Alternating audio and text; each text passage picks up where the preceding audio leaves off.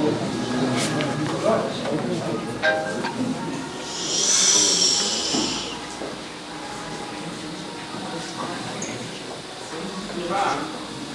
few years ago, my shver asked me to take him to the Novominsker Rebbe for Ksivach Tzimmetayva brother. I saw Fkavada, Novominsker Rebbe sat down and my shver says to him, "You know your uncle saved my life in the camps." So Novominsker Rebbe said, "What happened?" He says, "I was being beaten by a capo. And the Novominsker Rebbe's uncle, who was also Novominsker Rebbe, jumped down off the bench and stood between me and the capo.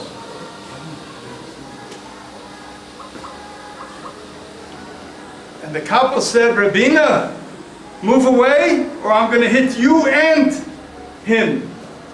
And the Novominsker Rebbe said, 'You're not going to hit him and you're not going to hit me.' And the capo walked away. For many years, the Novominsker Rebbe here used to tell us, the family, take care of Yossel. He's our national treasure. When I joined the family, I heard a story from Rav Hutner, who said about my shver.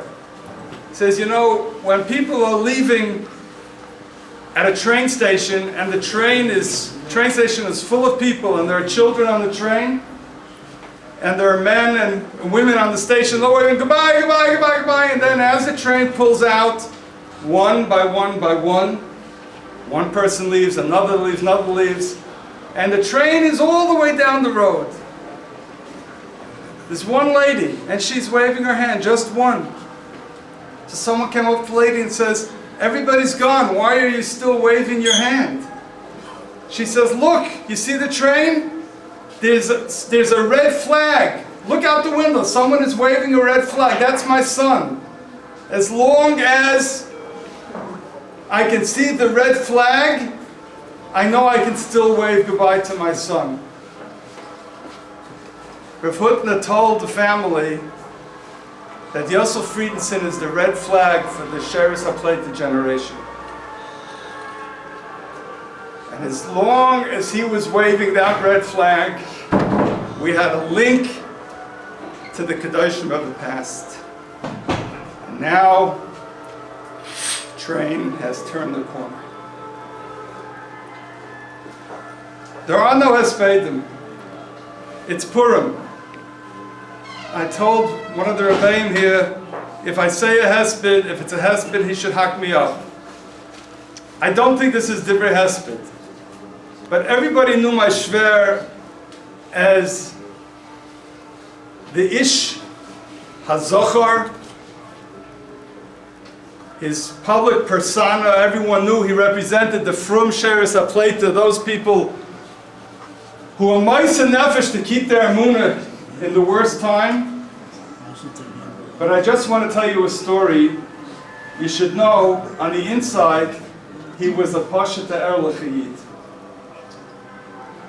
He had an uncle. It wasn't a real uncle, but he had an uncle Pinchas, who lived in Hartford, Connecticut, had no children after the war, eventually moved down to Miami. He lived to be over 100. He was an alman.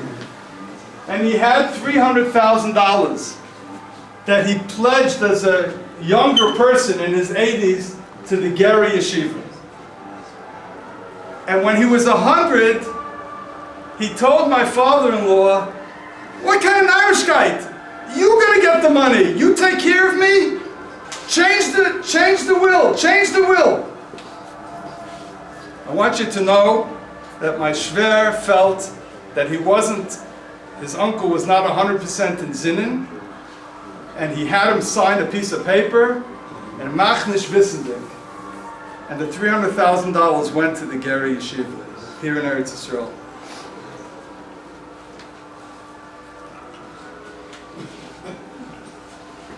I want to take this opportunity to thank the last few years, Baba Yecheved Topola, Yecheved Twersky, who stayed with my shver the last few years, helped take care of him. But the final story I want to tell you is about my mother-in-law and my father-in-law on a trip to Germany. Many of you may know Duvche Khan. He was a friend. They were friends back from the lager. Each one saved each other's life. And he lived in Germany, and he had a beautiful summer home in Seefeld. And he used to invite my shver and shviga for summer. He used to send them tickets, and they spent for 2 weeks, a week. On the way back, one time, they come to the airport. They were flying Lufthansa, and they give them the tickets, and the tickets are separate. They're not next to each other. So my father-in-law went, "Excuse me, it's a long flight. I want to sit next to my wife." "Sorry, there's nothing we can do. Maybe if you go to the gate, maybe that'll help." No, they went to the gate. My father-in-law, shver, went and says, "We want to sit next to each other. There's nothing you can do." You're not going to believe what he did. My shver, he went like this. He rolled up his arm, and he showed the numbers on his arm. And he said, "You separated us once before, and you're not going to do it again."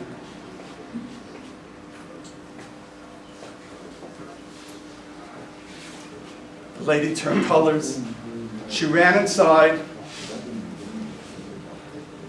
2 minutes later, the supervisor comes out with 2 first-class tickets. "We apologize for the mix-up.